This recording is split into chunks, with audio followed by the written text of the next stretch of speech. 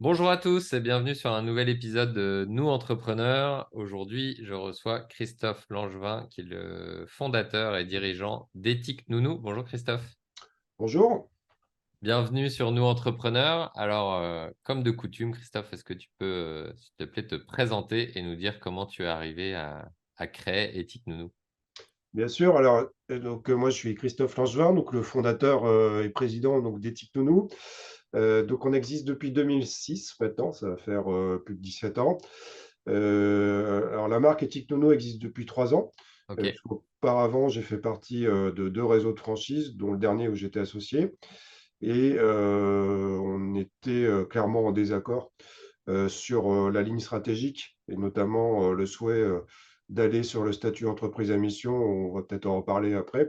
ouais, C'est pour ça que, j'ai fondé Ethique Nounou, qui est donc une marque complètement indépendante et 100 lyonnaise.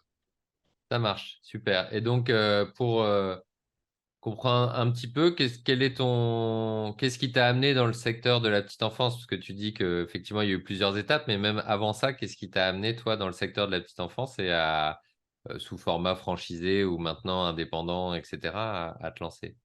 Alors en fait, l'histoire a commencé très tôt puisque j'étais, donc à 25 ans, 24 ans je crois de mémoire, diplômé Subdeco à Dijon et j'ai créé ma première entreprise de service à la personne à ce moment-là, Ok, en étant, financé par la caisse d'épargne à l'époque, parce que j'ai eu un prix, de création d'entreprise à ce moment-là et par la suite alors cette entreprise, bon, j'avais pas beaucoup de moyens évidemment, pas beaucoup d'expérience à l'époque. Donc après j'ai décidé en fait de conseiller, développer des réseaux, de services à la personne dans un système qui ressemblait un peu à la franchise. Donc à l'époque, j'étais d'accord, consultant ouais, et ça a duré 4 5 ans et c'est comme ça que j'ai vu, le potentiel qu'il pouvait y avoir dans la garde d'enfants à domicile et c'est comme ça que, de fil en aiguille, je suis arrivé donc à créer, ma première activité, sur la garde d'enfants à domicile. d'accord, top. Et alors, on va rentrer directement dans le vif du sujet.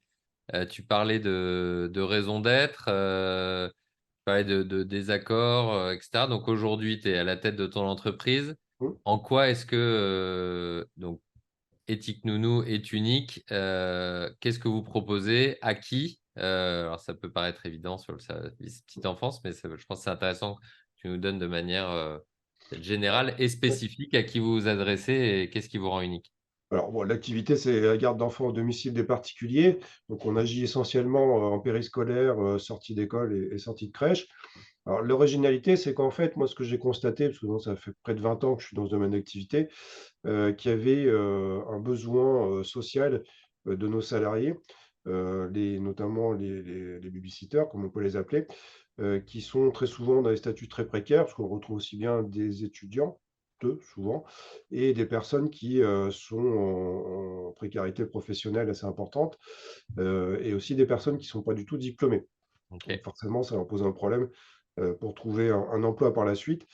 Donc j'avais une réflexion, de trouver des moyens, de pouvoir accompagner ces personnes-là, dans leur parcours de vie et de faire en sorte qu'une fois qu'elles soient venues chez nous, que ce soit comme un tremplin professionnel et qu'elles puissent après, une fois en sortant de chez nous, avoir un diplôme et qu'elles aient pu, trouver, le nécessaire, je dirais, pour leur vie quotidienne, pour pouvoir rebondir. Alors c'est ce qu'on a mis en place donc avec le statut entreprise à mission, qui est un statut, ok, officiel qui a été créé, il y a 5 ans maintenant, 6 ans je crois, et qui, propose en fait d'avoir des actions concrètes, sur les domaines sociaux et environnementaux, dans notre domaine d'activité. Donc après tous ces actions-là sont auditées par un cabinet extérieur qui vient vérifier qu'on a bien suivi une marche, et qu'on a répondu à nos objectifs. Donc c'est ce qu'on a fait, donc depuis 2 ans, parce que forcément le temps de mise en place est un peu long.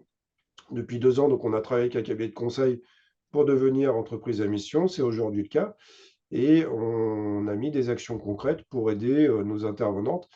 Alors pourquoi aussi peux on nous aime nos donner intervenantes? un ou deux exemples d'actions, justement. Donc, ce que j'entends, c'est une de vos grosses unicités, c'est notamment tourner vers la façon au final dont sont traitées les intervenantes Oui, et c'est là-dessus notamment que vous différenciez. Avant que tu oui. nous donnes des actions concrètes, est-ce que ça change quelque chose pour les parents? Alors justement, j'allais en parler, c'est pourquoi on fait ça, c'est aussi, pour que les parents aient les meilleures nounous possibles. Parce qu'il est Ouais, évident que si on fait des actions, auprès de ses salariés, on a quand même plus de chances de recruter les meilleures personnes et d'avoir un vivier plus important intervenant. Surtout aujourd'hui où on est, tous confrontés à des pénuries importantes de main-d'œuvre et c'est vrai que nous, on a pu voir la différence de façon, nette, depuis qu'on s'est engagé, très clairement et très concrètement, dans ce mouvement-là. Donc des aspects concrets, par exemple, pour l'aide à la vie quotidienne, on a mis en place, des fruits, des légumes bio que les nounous peuvent venir chercher, dans les agences. On développe aussi depuis, quelques semaines, on a mis en place des, boîtes de conserve, des genres de choses, des produits d'hygiène et aussi on s'inscrit, contre la lutte contre la précarité menstruelle, puisqu'on met à disposition donc des protections hygiéniques, pour les intervenants.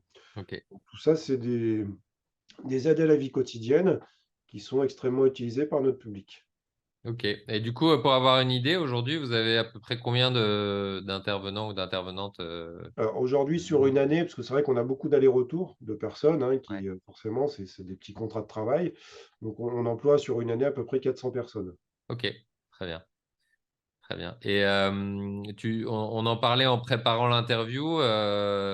Donc, il y a des facteurs qui impactent votre business. Tu parlais notamment de l'inflation et qui touche et les intervenants, intervenantes et les parents. Est-ce que tu peux nous dire un petit peu comment vous vous adaptez à ça, comment vous essayez de louvoyer là-dedans dans ce Oui, contexte? bah, forcément, c'est vrai que là, on a, mais je pense comme beaucoup d'activités qui s'adressent aux particuliers, on a un effet ciseau, qui est assez considérable puisque, d'un côté, on a eu l'inflation, donc avec aussi l'augmentation, forcément des salaires, des intervenants, donc c'est une bonne chose pour elles. Mais, Ouais, nous, on n'a pas pu répercuter, ces augmentations-là, sur le prix, des particuliers, enfin, très, très peu, car sinon le particulier, ne paye plus, ne peut plus payer tout simplement. Donc on a des coûts forcément qui augmentent, liés et puis aussi comme toutes les entreprises, le coût de l'énergie, qui ouais, augmente. Donc on a cette problématique-là et avec un particulier qui a aussi, une baisse de son pouvoir d'achat. Donc forcément, on peut ressentir ce type de soucis et malgré tout ça, on continue à garder notre cap, sur nos engagements, pour pouvoir justement aussi, marquer une différence très nette, avec les structures existantes. d'accord. Très bien. Ok. Et quand tu te projettes un peu, alors indépendamment, peut-être à plus long terme de la conjoncture actuelle, c'est quoi l'ambition que tu as pour Éthique Nounou? Il y a plusieurs ambitions vu qu'on a, une approche, très originale dans notre secteur d'activité.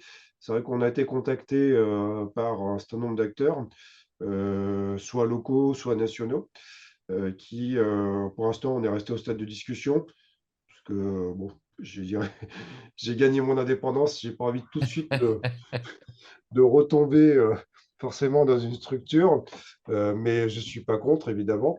Donc je regarde tout ça pour l'instant, j'observe, tous ces mouvements-là et c'est pas impossible qu'on ait un développement national, pas immédiatement, mais d'ici quelque temps avec forcément une structure derrière nous, qui peut, nous aider au niveau financier et au niveau des compétences.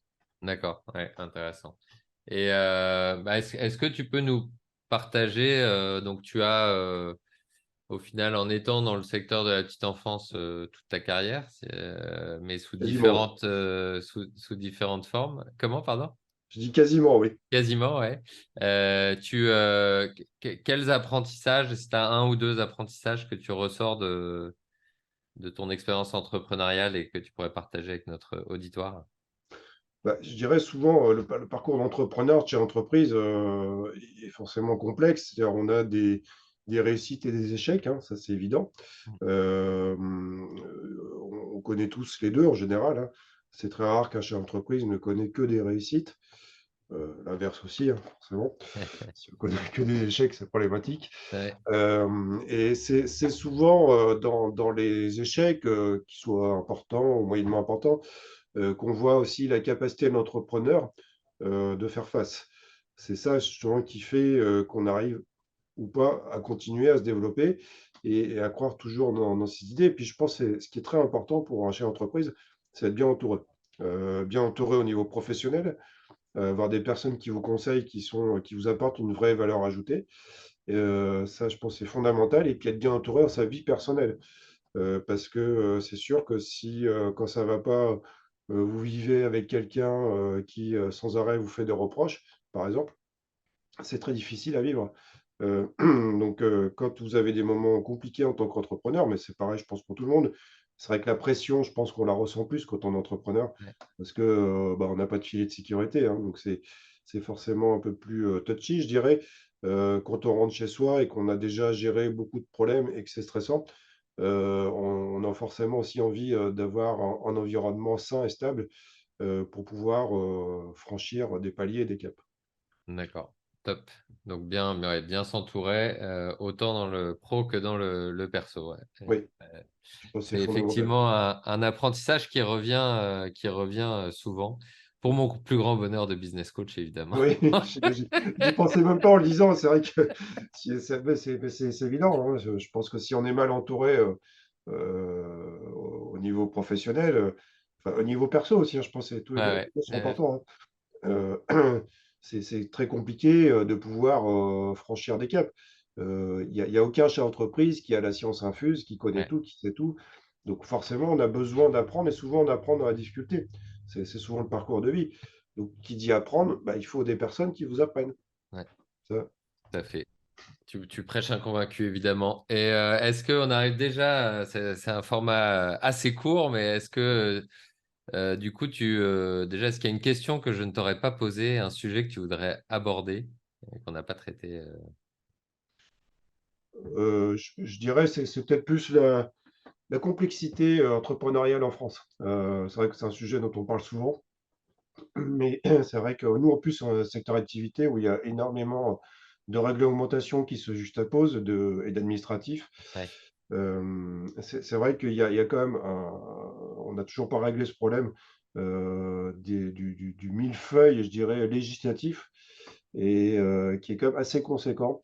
Je pense que pour des TPE, des PME, on passe beaucoup de temps, beaucoup trop de temps sur ces sujets-là, avec souvent, parfois en tout cas, une insécurité juridique, hmm, et qui n'est pas logique dans une époque où normalement le numérique devrait prendre le pas.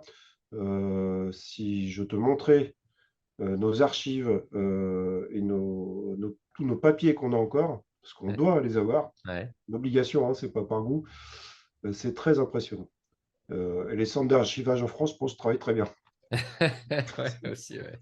Tout à fait. Est-ce que tu as une actualité, un appel à l'action, quelque chose que tu veux adresser aux entrepreneurs du Rhône qui nous écoutent? Je pense que l'actualité, du moment, sur ce qui se passe en Israël et en Palestine, je pense nous bouleverse tous. Et je pense qu'il faut qu'on soit, justement très solidaires de ce qui se passe. J'ai été assez choqué de certaines paroles de certains politiques, on va dire, qui ajoutent de la confusion à la confusion. Je pense qu'on est dans une époque où beaucoup de choses se confondent. Il ne faut pas confondre, par exemple, sur cet exemple-là, le fait que Israël peut mener telle ou telle politique, mais ça n'empêche pas de condamner de façon très nette et sans bavure les exactions qui ont eu lieu depuis la semaine dernière. Hmm, Là, on est dans le cadre de la barbarie. Et encore une fois, je dirais, nos valeurs occidentales sur la liberté sont attaquées de façon quand même très très ferme. Donc c'est ça qu'il faut avoir en tête. On a beaucoup de pays qui aujourd'hui sont contre le modèle occidental, la Russie, l'Iran, enfin les dirigeants en tout cas de l'Iran, parce que la population veut les renverser, mais c'est très compliqué forcément. Et donc une partie du monde musulman, mais la partie vraiment intégriste, voilà, ne veut pas entendre parler de nos valeurs. Et je pense qu'il faut être clair là-dessus et pas se tromper de combat. Donc un message d'apaisement et de porter haut certaines valeurs qui nous sont chères. C'est bien reçu. Écoute, merci beaucoup Christophe d'avoir répondu à mes Merci à questions toi. et puis à très bientôt sur un nouvel épisode de Nous Entrepreneurs. À Ciao. bientôt.